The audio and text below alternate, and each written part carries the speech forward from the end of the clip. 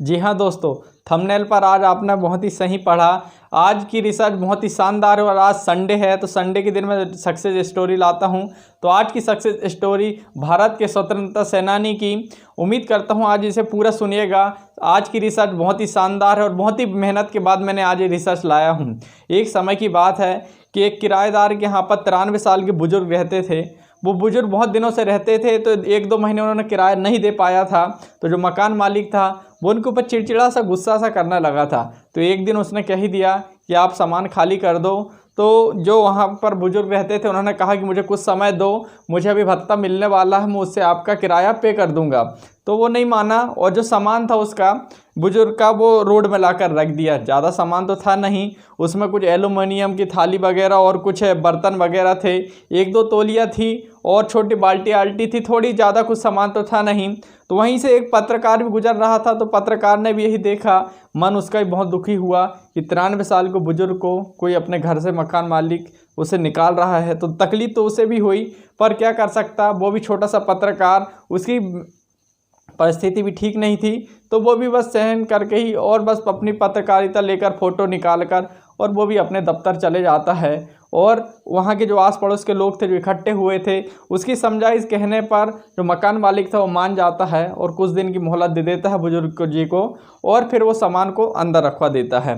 कुछ दिन बीतते हैं और वो जो पत्रकार था वो अपने दफ्तर जाता है। दफ्तर में जो अपने हेड होते हैं, एडिटर जो अपने वहाँ पर अखबार छापते हैं, उनको दिखाता है। तो वो कहते हैं कि आज मैंने कुछ लाया तो नहीं हूँ क्योंकि मुझे आज एक जगह समय भी लग गया था। तो मैंने आज वहाँ से कुछ फ़ोटो लाया हूँ कि जो क्रूर मकान मालिक एक 93 साल के बुजुर्ग को घर से निकाल रहा था, आज मेरे से यही लाया हूँ। मैंने आज कहीं गया ही नहीं तो मैंने कुछ आज गतिविधियाँ देखा ही नहीं। तो कुछ फ़ोटो जैसे ही अपने एडिटर को दिखाता है तो एडिटर चौंक जाता है क्योंकि वो कोई और नहीं बल्कि गुलजारी लाल नंदा थे, भारत के पूर्व प्रधानमंत्री थे। तो वो देख कर कहते हैं कि आपने उनसे देखा? तो जो कहता है कि हाँ मैंने तो अभी फ़ोटो निकाल के ही लाया है, तो देखूंगा क्यों नहीं। घर मालिक जानते हैं कि वो कौन है? तो पता नहीं कि आस पड़ोस के लोग उसके जहाँ पर वो रहते हैं किराए के मकान में वो जानते हैं? तो नहीं। और अगले दिन ये बात छप जाती है न्यूज़पेपर पर और हेडलाइन बन जाती है कि 93 साल के बुजुर्ग हमारे पूर्व प्रधानमंत्री गुलजारी लाल नंदा जी एक किराए के मकान में रह रहे हैं। उसी समय एक्शन में अटल बिहारी वाजपेयी जी थे, उनको पता चलता है और पता चलते ही तुरंत वहाँ के कमिश्नर को, टीआई, जितने लोग वहाँ पर ऑफिसर थे, तुरंत सेक्रेटरी को फ़ोन करते हैं और वीआईपी गाड़ी वहाँ से निकलती हैं। जैसे ही वीआईपी गाड़ी को वहाँ पर जिस मकान मालिक के घर के सामने से वहाँ पर पहुँचती है तो जो मकान मालिक होता है वो चौंक जाता है कि मेरे घर के सामने इतनी एक सी झंडी रेड कलर की लगी हुई गाड़ी और लग्जरी इतनी गाड़ी यहाँ हो क्या गया, कोई गलती तो नहीं हो गया, कुछ हो तो नहीं गया। तो वो सोचता है और उसके घर के सामने आकर रुक जाती हैं। और जैसे ही वहाँ पर पूछते हैं कि यहाँ बुजुर्ग थे वो कहाँ हैं, तो वो उनको अंदर से आवाज़ देते हैं, बुलाते हैं। सभी लोग उनका साल आल उड़ाते हैं और अपने पास बुलाते हैं। तो जो मकान मालिक था वो उसके तो होश ही उड़ जाते हैं कि जिसे वो घर से बाहर निकाल रहा था उसका इतनी बड़ी बड़ी गाड़ी में इतना आलीशान उसके शोर सम्मान हो रहा था। तो कुछ देर बाद उसे पता चलता है कि भारत के पूर्व प्रधानमंत्री गुलजारी लाल नंदा जी हैं, जो स्वतंत्रता सेनानी थे, वो यहाँ पर अभी जीवन यापन कर रहे हैं। तो वो सभी से माफ़ी मांगता है, चरण स्पर्श करता है और सामान को खुद ही जो बचा कुचा था खुद ही अंदर ले जाके रखता है और माफ़ी मांगता है। और फिर उन गुलजारी लाल नंदा जी से कहते हैं कि आपको ये दिन ऐसा क्यों करना पड़ा कि आपको किराए के मकान पर रहना पड़ा।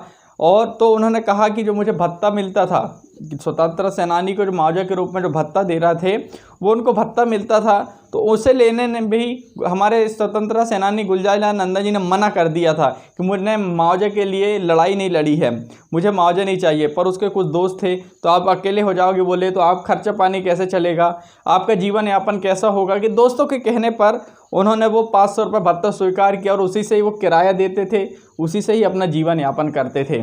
तो वहाँ से फिर उनको कुछ उनके लड़के था और उनकी लड़कियाँ थी, वो लड़कियाँ उनको लेकर वहाँ से चली जाती हैं और जो सेक्रेटरी जो भी होते हैं वो भी वहाँ से लौट कर चल जाते हैं। उनके साथ हमारे गुलजारी लाल नंदा जी नहीं जाते हैं। ये बात जब पूरे उधर किधर पता चलती है तो वहाँ पर हड़कंप मच जाता है। बहुत लंबी कहानी है, बहुत आगे भी बहुत कुछ था इसके, पर सिर्फ इतना ही हमारे लिए कि दोस्तों सीखने योग्य बातें, अगर गांव का सरपंच, पार्षद, विधायक, सांसद कुछ ही बन जाता है तो उसकी एक पीढ़ी खा लेती है, इतना बैठ के वो कमा जाता है। मगर हम जो प्रधानमंत्री रहा जो व्यक्ति आज किराए के मकान पे रह रहा था, ऐसी ईमानदारी की मिसाल करने वाले हमारे गुलजारीलाल नंदा जी की पुण्यतिथि पर हम सभी लोग हाथ जोड़कर सत सत नमन करते हैं। और ऐसे राजनेता की हमको भविष्य में और हमेशा ही ज़रूरत पड़ेगी।